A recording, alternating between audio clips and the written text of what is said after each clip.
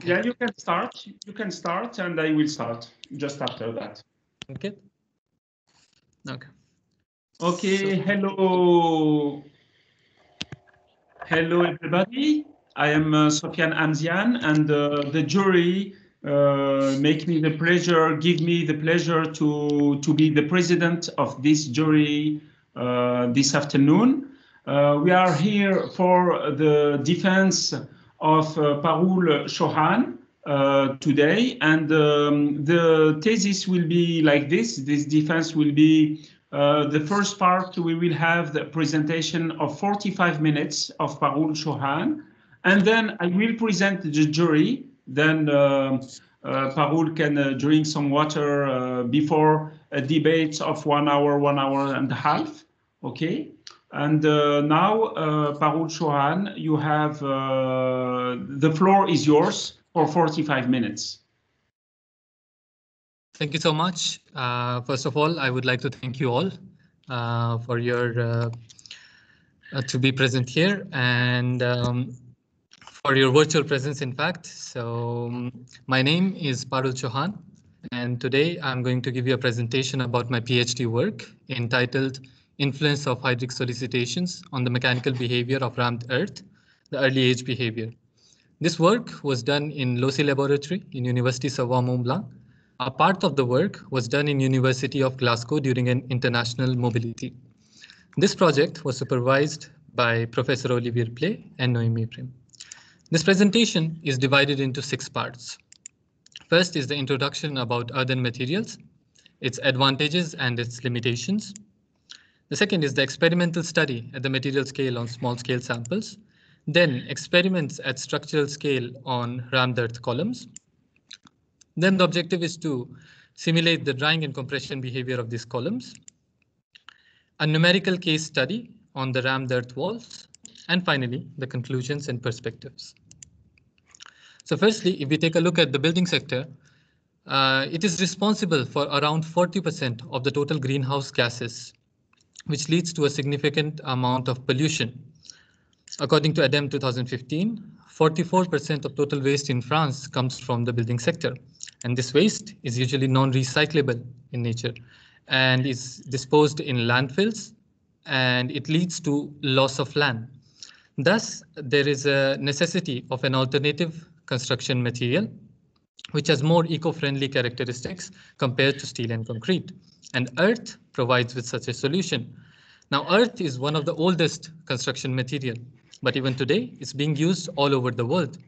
One of the earthen construction technique is rammed earth, by which dense load-bearing walls can be made by dynamical compaction of moist soil in between the removable shuttering in layers. This process has various advantages.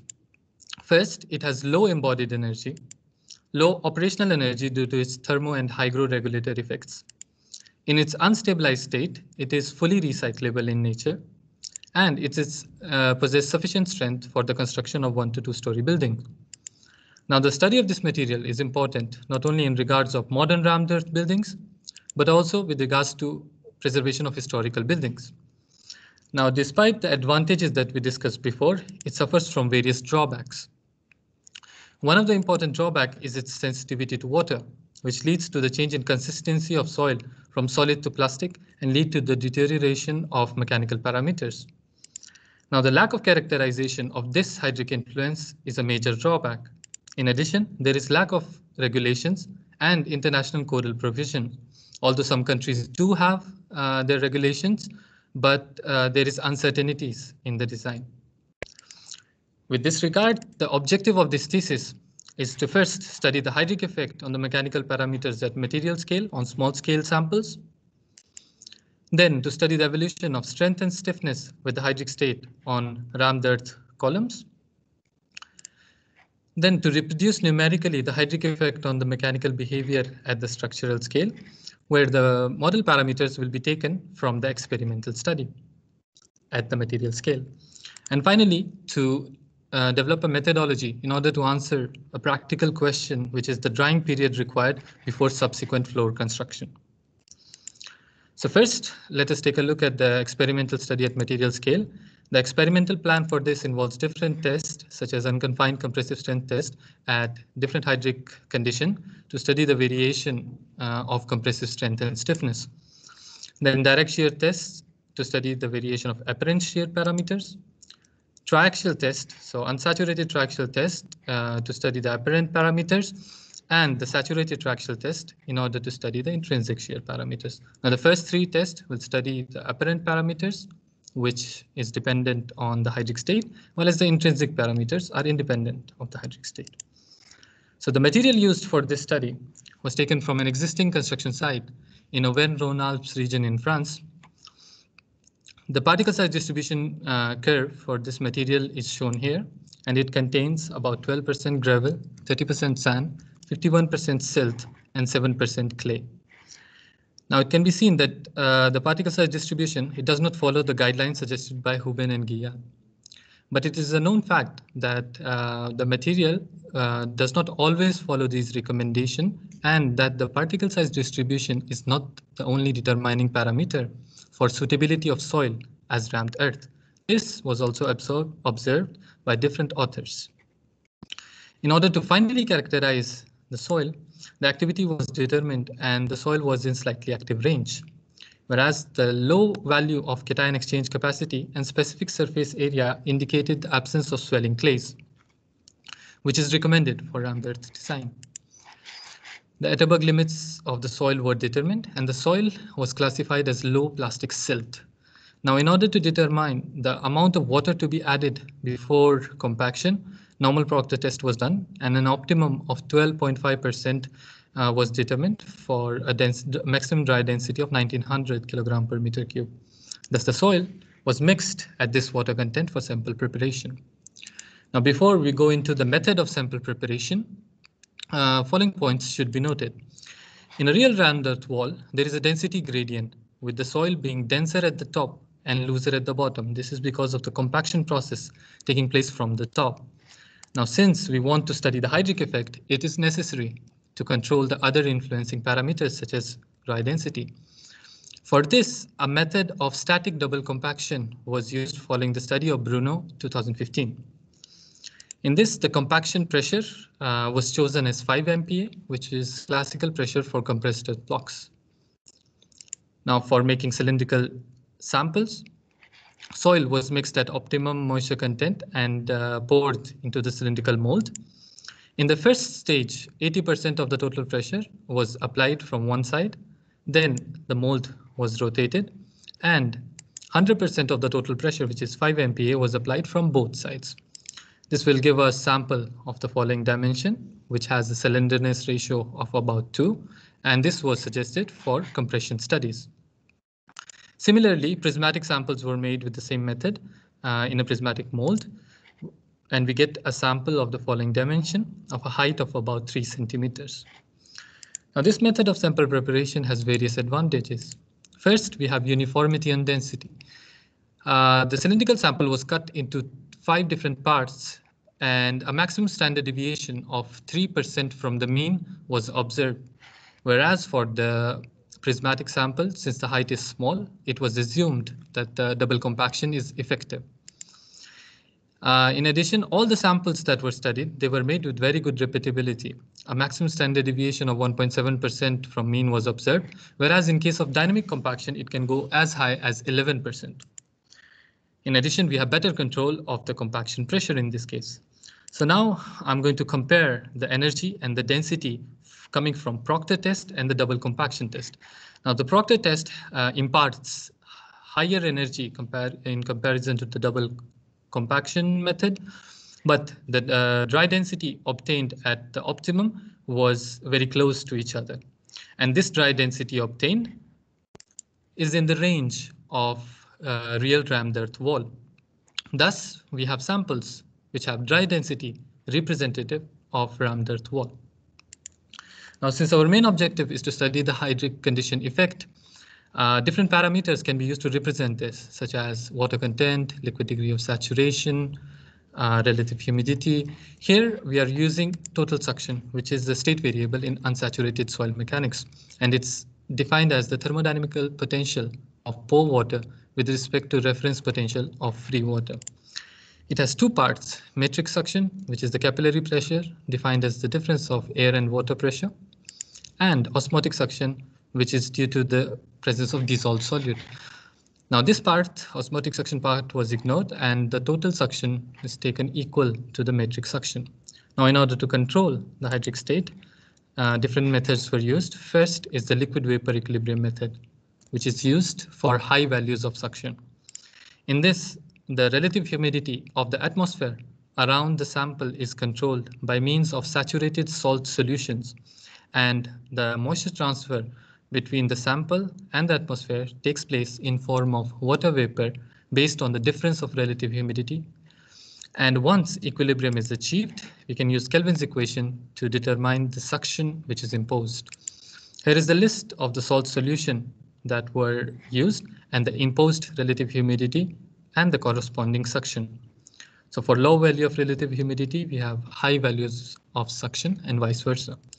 The other method used was axis translation technique for lower values of suction. This generally involves measurements of pressure differential across a high air entry ceramic disc, such as in pressure plate method. Now, a fundamental relationship in unsaturated soil mechanics is the soil water retention curve, which defines the affinity of water in a porous media. Specifically, it defines the relationship between soil suction and water content.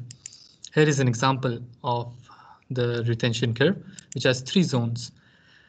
First is the capillary zone, in which the soil is completely saturated. In the transition zone, water has entered into the soil pores, and in the residual zone, the water is present in form of adsorbed water around the particles. Now, in order to develop the soil water retention curve for our soil, first, saline solution method was used, in which oven-dried samples were first placed in relative humidity box of lowest relative humidity and then moved to higher relative humidity in order to have the sorption path, and then again to the lower relative humidities to have the desorption path. Now, since with this method we have the points for lower degree of saturation, two additional points were plotted using pressure plate method at higher degree of saturation. Now, using these 2 points and the points for the desorption path, the full soil water retention curve for the desorption path was fitted using Van Gunukten equation. And here are the parameters for that. Now, before samples were tested, they were conditioned in relative humidity boxes. So the samples were placed there. And here I show the variation of water content with time. So the samples were placed at optimum moisture content of 12.5% and then left for sufficient duration in order for the water content and the suction to equilibrate. Once equilibrium is achieved, the samples were mechanically tested. Thus, I will show you the results of the various mechanical testing. First, from the unconfined compressive strength testing, here we have the variation of the compressive strength and the tangent modulus. Now we can see that the global variation of UCS and initial tangent modulus indicates that the strength and stiffness both increases with the suction state of the material in a non-linear manner. Thus, the sample have the gain of strength and stiffness with the suction state. Now, for the direct shear tests, which were performed at 7 different humidity conditions, a normal stress is applied on the sample, and the samples were sheared along a predetermined plane, which will help us to get the shear stress deformation curve, and we can obtain the shear strength corresponding to the normal stress. Now, according to Mohr-Coulomb shear strength theory, the shear strength has 2 components, one dependent on the apparent cohesion and other on the apparent friction, which is dependent on the normal stress. So using the shear strength and normal stress, we can determine the value of cohesion and friction angle, the apparent values. As here I'm showing the variation of the average apparent cohesion first, and it can be seen that it increases with the suction state of the material. In addition, the friction angle, there is a significant variation observed in the friction angle with suction state. Now, the third test was the the unsaturated triaxial test at 7 different humidity conditions. In this, the samples are first subjected to a uniform confining pressure, and then in the second stage, the additional deviatoric stress is applied on the sample. During both of these stages, the sample was undrained, and thus in soil mechanics term, it is UU test, unconsolidated undrained. Now using this, we can plot the Mohr circles. So we have the sigma 3 value from the confining stress and sigma 1 value, which is the sum of the deviatoric stress and the confining pressure. Now using Mohr circles at different confining pressures, we can determine the cohesion and friction angle. Here is the variation of the apparent cohesion and friction angle. So the apparent cohesion, it increases non-linearly with suction. This is due to the additional suction-induced cohesion in the material due to partial saturation, whereas the apparent friction angle, there was no significant variation which was observed. Now, in addition to the quantitative behavior which is changing, it also has an effect on the qualitative behavior. So the samples, here I'm comparing two samples. This sample is at a wet condition, while this sample is at a dry condition. So the behavior changes from more ductile to more brittle with the change in suction state. So at wet state, it's more ductile, and at dry state, it's more brittle in nature. So in the next slide, I'm going to gather all these results that we discussed before in a single shear strength normal stress plane. Here we have the Mohr circles coming from the UCS test and the unsaturated triaxial test, and the failure points coming from the direct shear test. Now this will help us to plot the failure envelope in the greater range of normal stress. Now if we plot a Mohr-Coulomb envelope from the direct shear test, it fits the UCS test results and the unsaturated triaxial results at lower confinement. This indicates that there is a nonlinearity in the failure envelope, and this nonlinearity will be discussed in the further sections.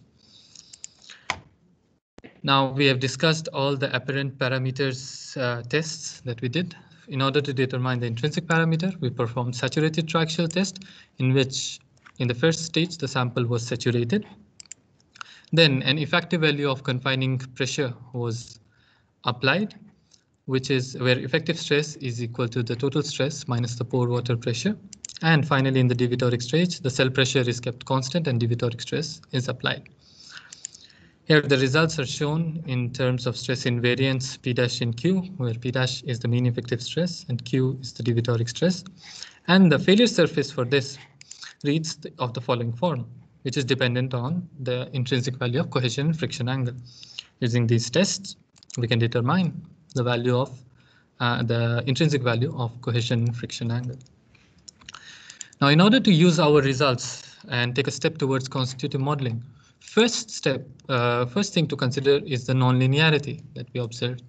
So to take that into account, the Mohr-Coulomb envelope was modified, where cohesion and friction angle are not constant values, but are dependent on the normal stresses. So here is an example of the nonlinear failure envelope, and the parameter sigma c is the fitting parameter for to fit it with the experimental results. Now this parameter was determined for all the different suction conditions, and using this we have the failure envelopes for all the suction state. Now I have also shown the failure envelope for the saturated triaxial test. So any shift in the failure envelope from the saturated state indicates the influence of suction and why the material gains strength. This was the first point, and the second observation is the approach for modeling the unsaturated soils. So usually there are two approaches. First is using two independent stress state variables, where generally net vertical stress and matrix suction are used.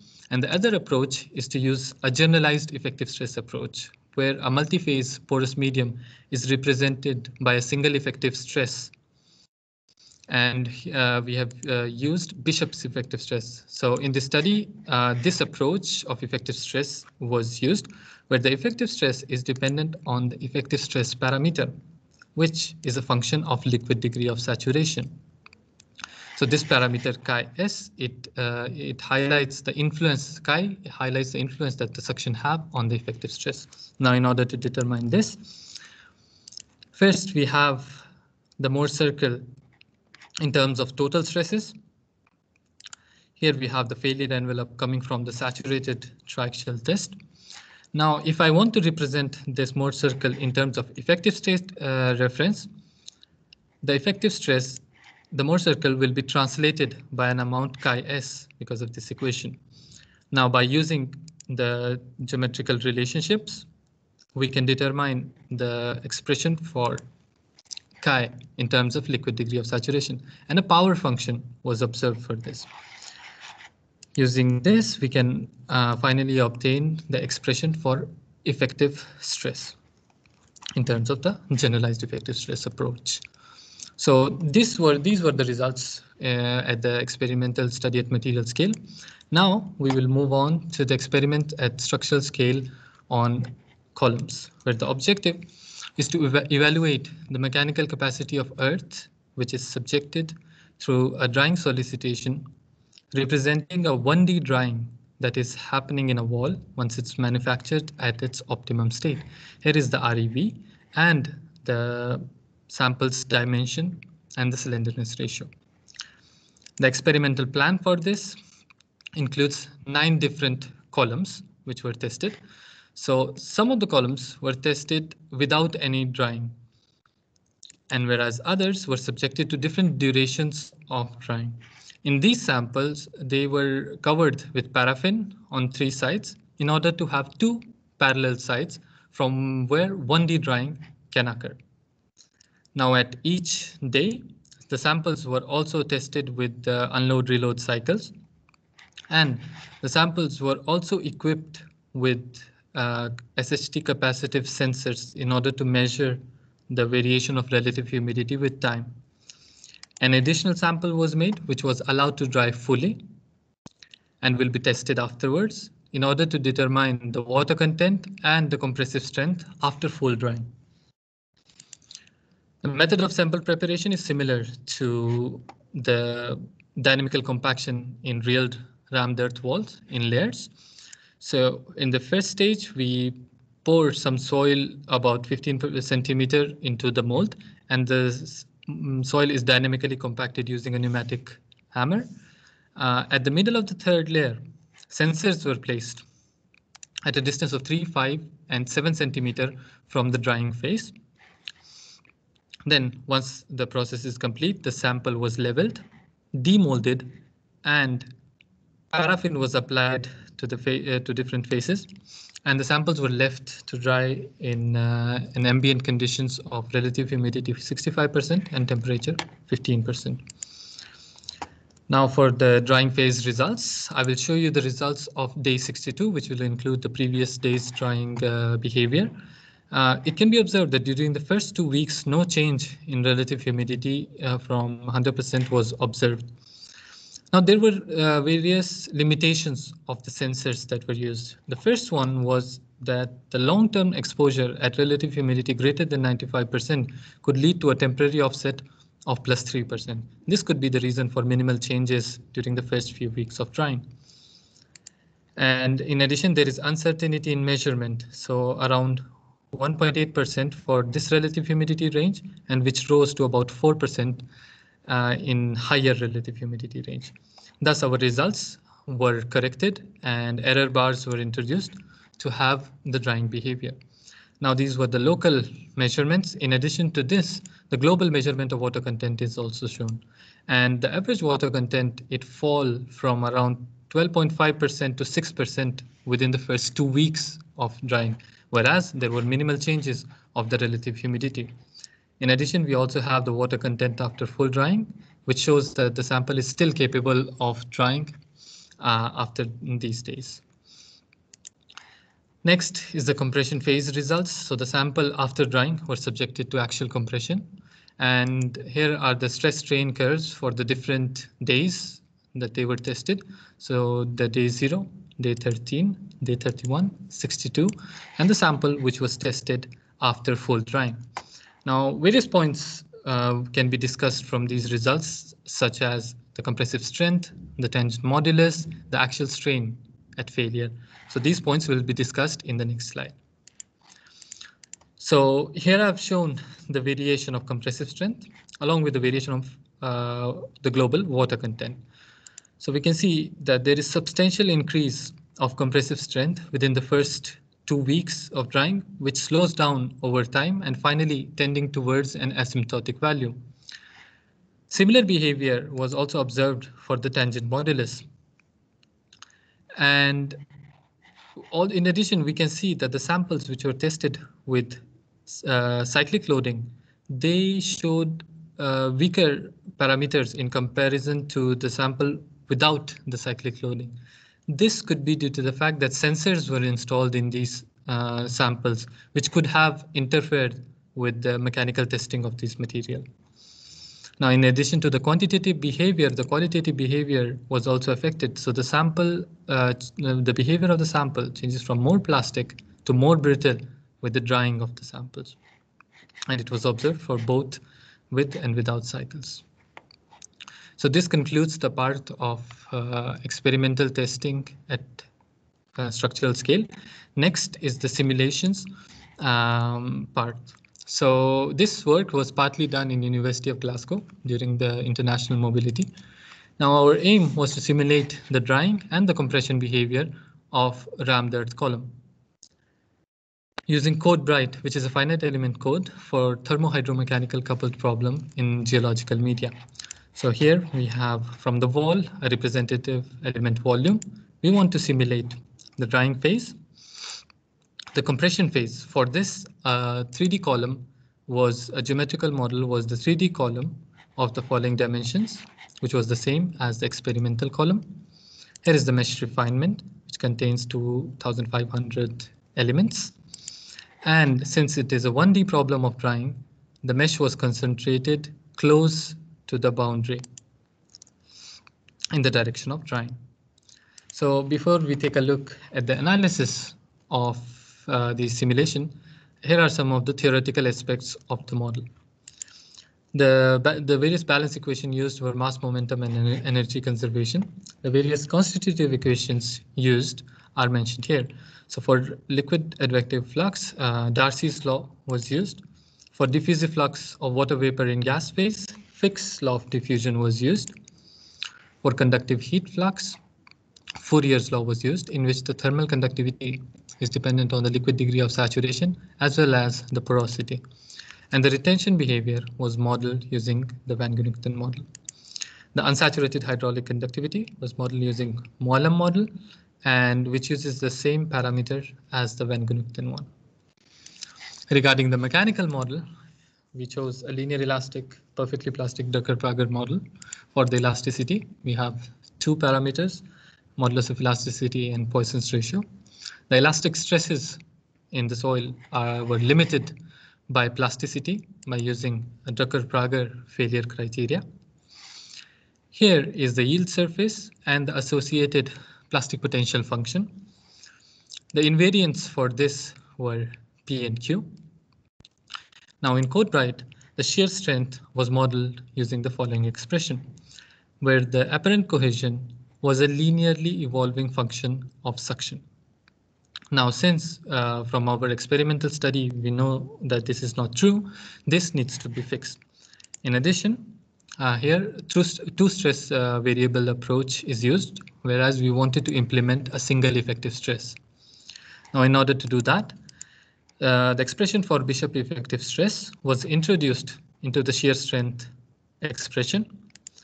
Thus, we have finally a modified expression for apparent cohesion, where this parameter B is no longer constant, rather is dependent on the liquid degree of saturation and the effective value of friction angle.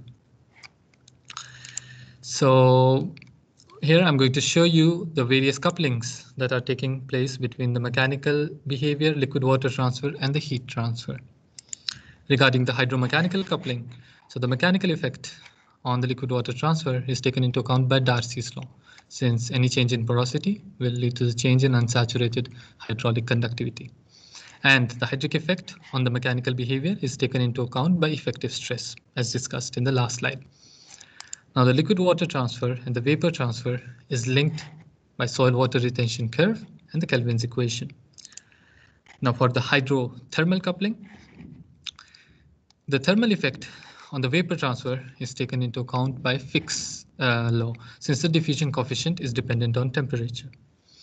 And the hydric effect on the heat transfer is taken into account by Fourier's law, since the thermal conductivity is a function of liquid degree of saturation. Finally, the thermomechanical coupling.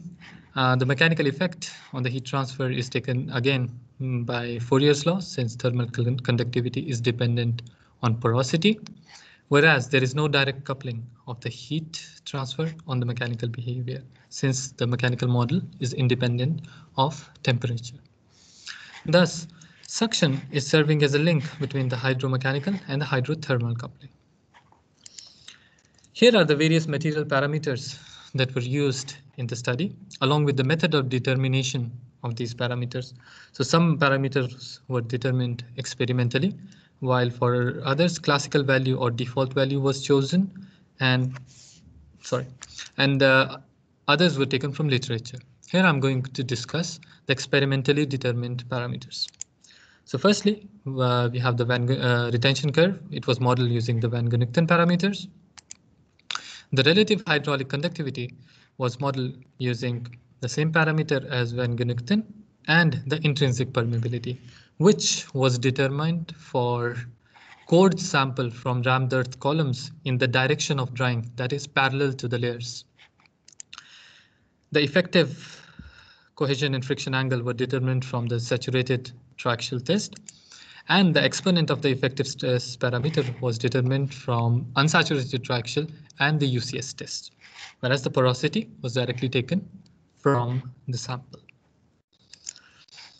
Now first, I'm going to show you the boundary conditions that were used for the drying phase. Now when suction or an imposed liquid pressure is used as the boundary condition, the boundary immediately reaches the final suction state from its initial suction state.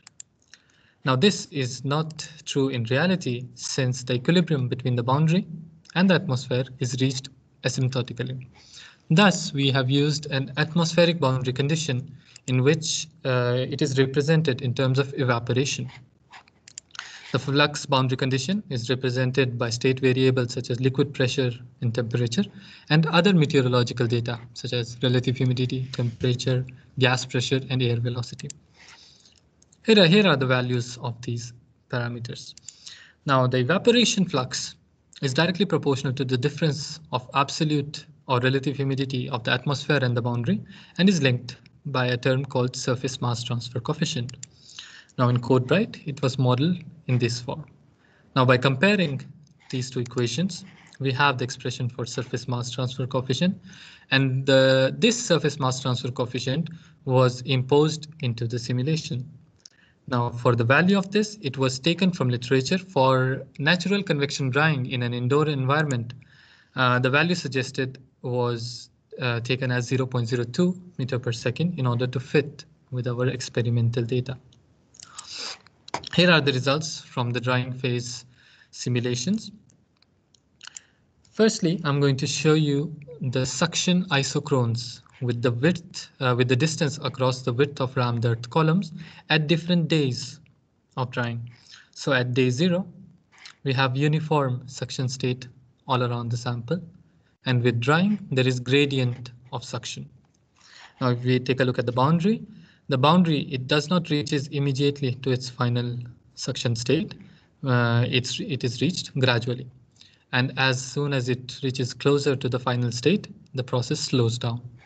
Whereas in the middle, in the initial state, the drying is slow, which accelerates in the middle stage, and finally slows down when it reaches closer to the final state. Now I can compare the simulation results with the experimental results of relative humidity. And we can see that a decent fit between the experiment and the simulated results was obtained.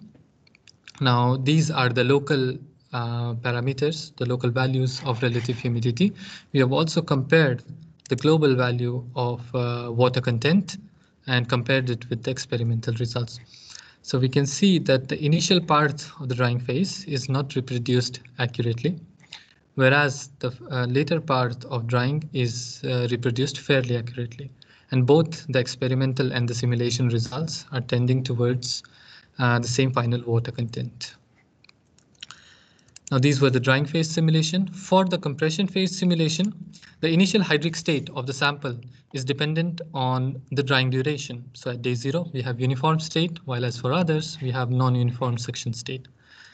And the boundary conditions for this were stress-free lateral surfaces, with the bottom boundary being fixed, and displacement control boundary from the top. Now, drying was not taken into account for this stage, since the duration of compression is smaller compared to the duration of drying. Now, the results for this compression phase, here I've shown the suction variation across the sample and the stress strain curve. Now, this is for day 0. We have for day 13, day 31, and day 62. So at day 0, we have uniform suction state, while as for others, there is non-uniform suction state. Now, it is to be noted here that the modulus of elasticity in this model was not dependent on the suction state of the material. Thus, we are not comparing the stress strain curve, but rather the failure stresses. So in the next slide, I'm going to compare these failure stresses between the experimental and the simulated results. So from the simulation results and the comparison with the experimental results, we can see that the simulated results are overestimating the compressive strength. Now, it is to be noted that all the material parameters were determined for small samples which are statically compacted, whereas we are trying to simulate rammed earth columns which were dynamically compacted in layers. So the various reasons for this overestimation could be the compaction method, heterogeneity, layers, and the scale effect. Now, in addition to this, the R-squared value for the fitting of the Chi parameter was 0.88, which is low. Thus, a sensitivity analysis was done in the interval alpha plus minus 5% of alpha. Now we can see that the parameter Chi, it does not evolve much within this range. But if we take a look at the simulation results, the compression simulation results, the mechanical strength is significantly affected. And at alpha of 2, it's very close to the experimental results, except at day 0. Now, the possible reason for this is that the expression of Chi that was chosen, it does not fit well at higher range of degree of saturation. Thus, we need to choose a different expression for this parameter, which is good for the whole suction range. So with this, I conclude the simulations of rammed earth columns. And next, we will move on to the case study, the numerical case study on the rammed earth walls. Now, one of the major practical issues is to determine the drying time which is required for the walls in order to gain sufficient strength in order to build a subsequent floor. Now, for this, 2 wall configurations were studied. First is single wall, and the other is 2 walls joined at right angle. Now, the environmental conditions for this simulation were corresponding to Bourget du Lac region in France, and 2 environmental conditions were chosen, where the warm condition was corresponding to where the temperature and relative humidity values were corresponding to the average values of the summer months, and the cold conditions were corresponding to the average values of the winter months. From this, the suction, the boundary can be determined, and the surface mass transfer coefficient for these simulation was taken from Réglementation thermique for drying in an outdoor environment. Now, regarding the failure surfaces that were chosen, first we have the ultimate failure envelope, which is corresponding to the Drucker-Prager criteria that we discussed before. Now here, the analysis will be done in terms of effective stresses. Now, according to the practical guide for a ramlet construction in France, which is Guide des bonnes pratiques pisées, the stresses in the wall should be less than 0.2 MPa or 1/3 of the failure stress of rammed earth. Now, using a similar approach, a safety failure envelope was proposed, where the angle of the failure envelope is 1/3 of the ultimate failure surface. Now, using which we can determine the expression for this failure envelope. In this presentation, we'll take a look only at the example of a single wall. Here is the geometrical model that was used, which was a 3D model, and the thickness of rammed earth wall was chosen 0.45 meter, which is classical in France. Here I have also shown the various boundary conditions, including the drying direction and the stress application. The 2D mesh composition for this wall is shown here. Now, in addition, I will show the critical point for the simulation, where the critical point, it is the point which reaches the failure surface first upon stress application.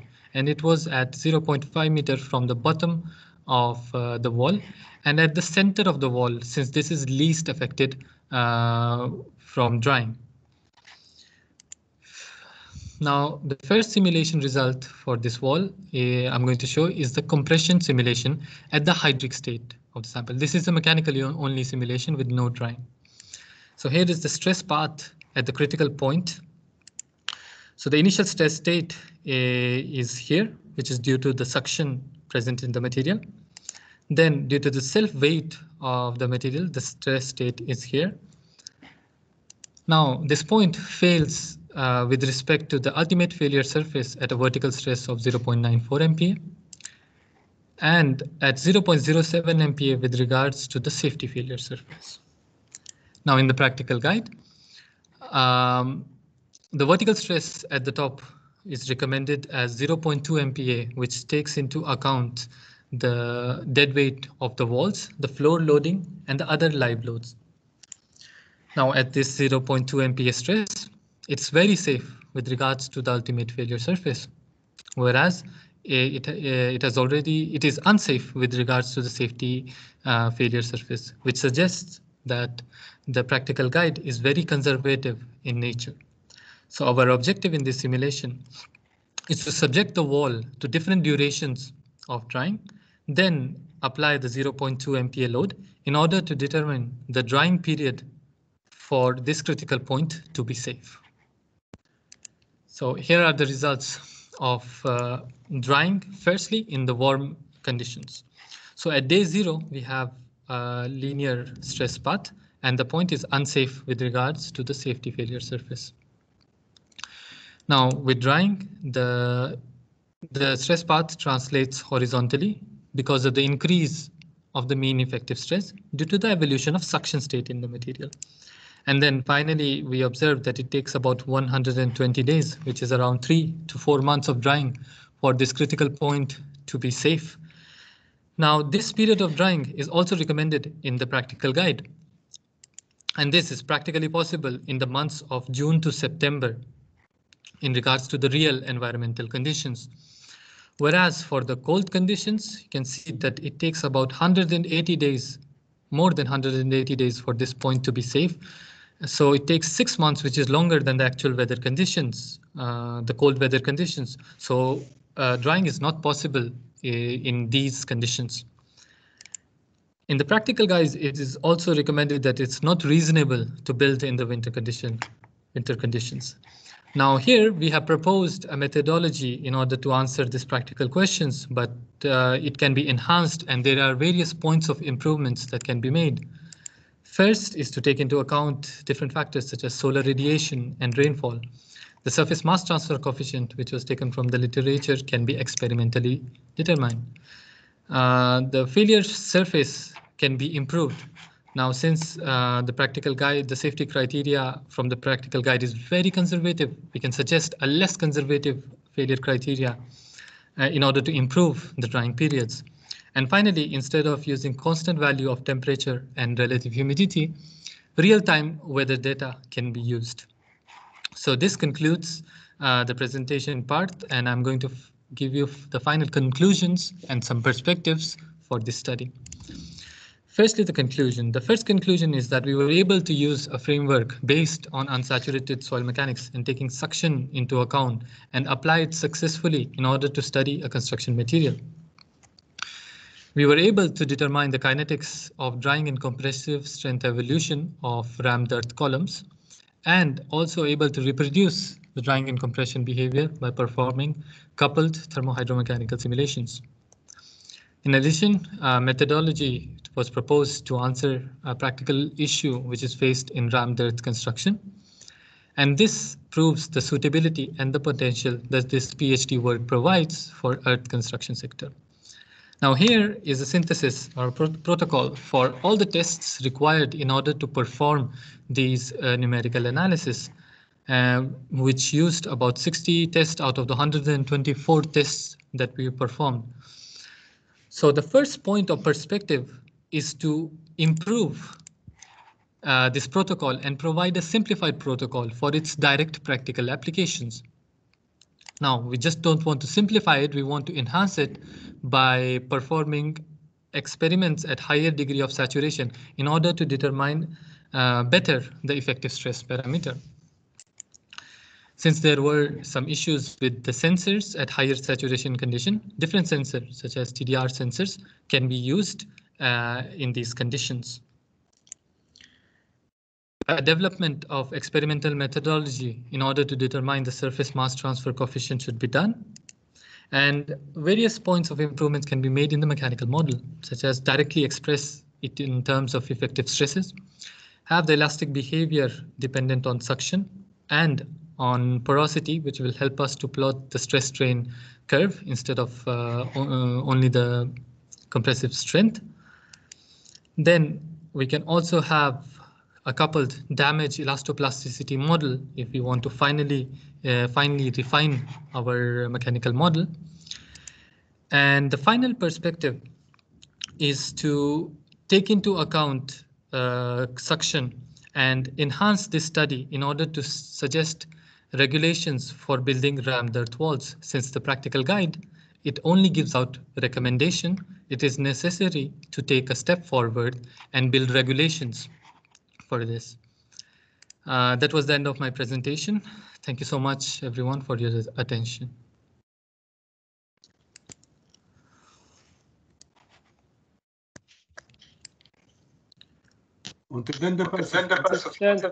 Your microphone. Yeah, thank you.